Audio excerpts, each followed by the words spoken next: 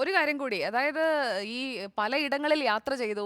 പല തരത്തിലുള്ള മനുഷ്യരെ കണ്ടു. പല കാഴ്ചകൾ കണ്ടു. അതോടൊപ്പം പലതരം ഭക്ഷണവും കഴിച്ചു. ഏത് സ്ഥലത്തെ ഭക്ഷണമാണ്? ഇപ്പൊ നമ്മുടെ നാട്ടിലെ ഭക്ഷണം, നാടൻ വിഭവങ്ങളൊക്കെ ഇഷ്ടപ്പെടുന്ന ആളാണെന്ന് എനിക്കറിയാം. പക്ഷേ എങ്കിലും ഏത് സ്ഥലത്ത് ചെന്നപ്പോൾ എന്താണ് ഏറ്റവും ഇഷ്ടപ്പെട്ട, നമ്മുടെ കേരളത്തിന് ഒരുപാട് തനത് ഭക്ഷ്യ വിഭവങ്ങളുണ്ടല്ലോ. അതിൽ ഏറ്റവും ഇഷ്ടപ്പെട്ടത് ഏതായിരുന്നു? ഞാൻ ആ സ്ഥലം ഓർക്കുന്നില്ല. വരാല് കറി കിട്ടിയ ഒരു സ്ഥലമുണ്ട്. ആ. നമ്മുടെ ഈ പിന്നെ ഏറ്റവും നല്ല നാടൻ ഭക്ഷണം. ആ. അതും കപ്പയും കൂടി തന്നെ പർട്ടിക്കുലർ മണ്ഡലം ഞാൻ എഴുതി വെച്ചിട്ടുണ്ട്. ഞാനിപ്പം സുജയ് ചോദിക്കുമെന്ന് നേരത്തെ വിചാരിച്ചെന്ന് ഞാൻ നോക്കിയിട്ട് വന്നത്. അതൊരു ഗംഭീര ഭക്ഷണമായിരുന്നു. കപ്പയും വരാല് കറി. അതായത് നമ്മുടെ ചുവന്ന കറി ഉണ്ടല്ലോ, ചുവന്ന കറി. എന്നെ കൊതിപ്പിക്കാതെ രാവിലെ. എല്ലാവർക്കും ഇഷ്ടപ്പെടുന്ന കറിയാണ്. അത് ഭയങ്കര ടേസ്റ്റ് ആയിരുന്നു ഒരു സ്ഥലത്ത്. അല്ല, അത് കിട്ടിയിട്ടുണ്ട്. പിന്നെ നമ്മുടെ സാധാരണ ഭക്ഷണമായിരുന്നു. വലിയ ലക്ഷറീസ് ഫുഡൊന്നും ഇല്ലായിരുന്നു. ദോശ, ഇഡലി, മറ്റേ വലിയ വിഭവങ്ങളൊന്നും, പ്രത്യേകതരം വിഭവങ്ങളൊന്നും ഒരു സ്ഥലത്തും നമുക്ക് അങ്ങനെ കിട്ടിയെന്ന് പറയാൻ കഴിയില്ല. നമ്മളെ നാട്ടിലെ സാധാരണ ഭക്ഷണം. അത് രാവിലെ ഒരു ചിലടത്ത് മുട്ടയുണ്ടായിരുന്നു. മിക്കവാറും സംബന്ധിയും സാമ്പാറും ദോശ ഇഡലിയാണ് രാവിലത്തെ ഭക്ഷണം. ഉച്ചയ്ക്ക് മീൻകറി കൂട്ടിയുള്ള ഊണ് മിക്കവാറും സ്ഥലത്തുണ്ടായിരുന്നു.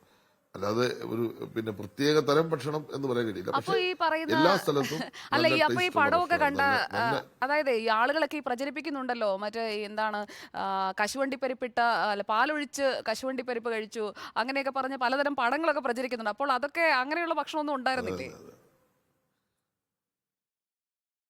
ഞാൻ ഇന്നലെ നമ്മുടെ വളരെ പ്രിയപ്പെട്ട ഒരു മാധ്യമ സുഹൃത്ത് അദ്ദേഹം അത് പറയുന്നത് ഞാൻ പ്രതീക്ഷിച്ചില്ല. ആ. ഞാനിത് ഇന്നലെ അത് കേട്ട് കഴിഞ്ഞപ്പോൾ ഞാൻ നമ്മുടെ സഹപ്രവർത്തകരായ മിനിസ്റ്റേഴ്സിന് വെച്ച്, ഇത് എവിടായിരുന്നു ഈ കശുവണ്ടി ഇട്ട പിന്നെ ഈ കറി കിട്ടിയത്? എവിടെ നമുക്ക് കിട്ടിയിട്ടില്ല. അത് ഞാൻ കഴിച്ചില്ല, എനിക്കറിയില്ല എവിടാന്ന് വെച്ചാൽ. സാധാരണ ഉച്ചയ്ക്ക് ചോറും പിന്നെ ഒരു മീൻകറി കാണും. അത്യാവശ്യം നമ്മുടെ വീട്ടിലുള്ള മിക്കവാറും എല്ലാവരും വെജിറ്റേറിയൻ ഫുഡാണ് കൂടുതൽ ആളുകൾ ഇഷ്ടപ്പെടുന്നത്.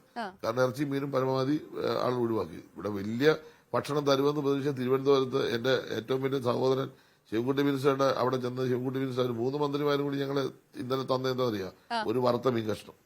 പറയാതിരിക്കാൻ പറ്റില്ല. നമ്മൾ വിചാരിച്ചത് അടിപൊളിയായിട്ട് അവസാനം ഒരു പൊരിച്ച മീന്റെ ഒരു കഷ്ണമാണ് തന്നത് നമ്മുടെ ചേട്ടന്മാര് തന്നത്. അപ്പോ അവിടെ പോലെ ഒരു മീൻകറിയില്ല. ഞാൻ ചോദിച്ചു, എന്റെ പൊന്നേട്ട ഒരു മീൻകറിയൊക്കെ വെക്കണ്ടേ? അല്ലല്ല, തരത്തില്ല, കാരണം ഇത് പലരും ദൂർത്താന്ന് പറഞ്ഞിട്ടുണ്ട്. ഞാൻ പറഞ്ഞു ശരി, സംബന്ധിച്ച് ഈ പച്ചക്കറി കഴിച്ച് നമുക്ക് എന്തായാലും അവസാനിപ്പിക്കാന്ന് പറഞ്ഞു. അപ്പം യഥാർത്ഥത്തിൽ ഈ പ്രചരണം മാത്രമേ ഉള്ളൂ. അങ്ങനൊന്നും ഒരു ലക്ഷൂറിയസ് ഫുഡും ഞങ്ങൾക്ക് കിട്ടിയില്ല. ഇനി ആരെങ്കിലും എവിടെയും ആർക്കെങ്കിലും കൊടുത്തത്. പിന്നെ ഈ സുജയ മനസ്സിലാക്കേണ്ട, ഈ 10-200 പേര് ടേബിളിൽ ഇരിക്കുമ്പോഴേ ഈ ടേബിളിൽ ഇതെല്ലാം കൂടെ അടുക്കി വെക്കുമല്ലോ. ഈ സാമ്പാർ ഈ പ്ലാസ്റ്റിക്കിന്റെ ഇതിട്ട് മൂടി സാമ്പാറും നമ്മുടെ ഈ ദോശ ഇഡലിയൊക്കെ ഇങ്ങനെ അടുക്കി വെക്കുമ്പോൾ ഫോട്ടോ എടുക്കുമ്പോൾ കാണുമ്പോൾ ഭയങ്കരമായിട്ട് എന്തോ ഒരുപാട് ഇങ്ങനെ വെക്കുക. സത്യം പറഞ്ഞാൽ അതിനകത്തൊന്നുമില്ല. ഈ സാമ്പാറും ഈ ഉണ്ടായിരുന്നത്.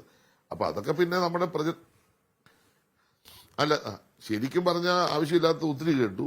അതൊന്നും ഉണ്ടായിരുന്നില്ല. ഇപ്പൊ വണ്ടിയെ സംബന്ധിച്ച് ഞാൻ പറഞ്ഞു, ഭക്ഷണത്തെ സംബന്ധിച്ച് പറഞ്ഞു. ഞങ്ങള് താമസിച്ച സ്ഥലങ്ങളും മിക്കവാറും മുഖ്യമന്ത്രിയും ആളുകളൊക്കെ താമസിച്ച പലപ്പോഴും ഗസ്റ്റ് ഹൗസിലായിരുന്നു.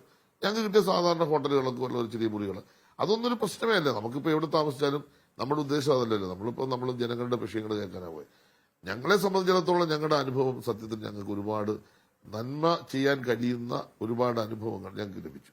ജനങ്ങളോടുമായി സംവദിക്കാൻ കഴിഞ്ഞ ഇതുപോലൊരു കാലം, ഓരോരുത്തരുടെ പ്രശ്നങ്ങൾ മനസ്സിലാക്കാൻ കഴിഞ്ഞൊരു കാലം വേറെ ഉണ്ടായിട്ടില്ല. അതിന് ഭക്ഷണത്തിന്റെ പേര് പറഞ്ഞ് ഇങ്ങനെ പിന്നെന്താ ഈ പിന്നെ കശുവണ്ടി പരിപ്പ് തന്നെ കഴിച്ചുകൊണ്ടാണ് ഞങ്ങൾ യാത്ര ചെയ്തത്. ഈ കശുവണ്ടി പരിപ്പ് കേരളത്തിന്റെ പ്രത്യേക ഒരു വിഭവമല്ലേ. അതൊക്കെ ഇനി കിട്ടിയാലും വലിയ കുഴപ്പമൊന്നുമില്ല.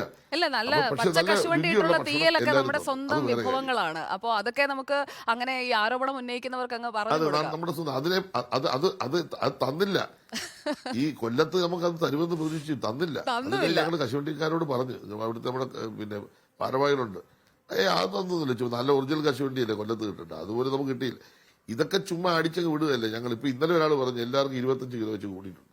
ഞാൻ ഇന്നലെ വന്ന് നോക്കിയപ്പോ എന്റെ 2 കിലോ കുറഞ്ഞു. ഞാനിപ്പോ സങ്കടത്തിലാണ്. ഞാൻ 2 കിലോ കൂട്ടണം ഇനിയുള്ള ദിവസങ്ങളിൽ. അപ്പൊ ഭക്ഷണം കഴിച്ച് ആർക്കും വണ്ണമൊന്നും വെച്ചിട്ടില്ല, വെയിറ്റ് ഒന്നും കൂടില്ല. ഞങ്ങളുടെ മനസ്സിൽ ഒരുപാട് പുതിയ ചിന്തകൾ കിട്ടി.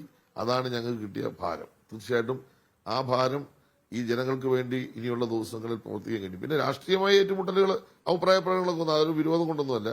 ഇങ്ങോട്ട് പറയുമ്പോൾ അങ്ങോട്ടും പറയും, അങ്ങോട്ട് പറയുമ്പോൾ ചിലപ്പോൾ അതിന്റെ സ്പിരിറ്റ് ചില കൂട്ടി പറയും, ഇങ്ങോട്ട് പറയുമ്പോൾ ചിലപ്പോൾ സ്പിരിറ്റ് കൂട്ടി പറയും. അതൊക്കെ രാഷ്ട്രീയം, അതവിടെ നിൽക്കട്ടെ.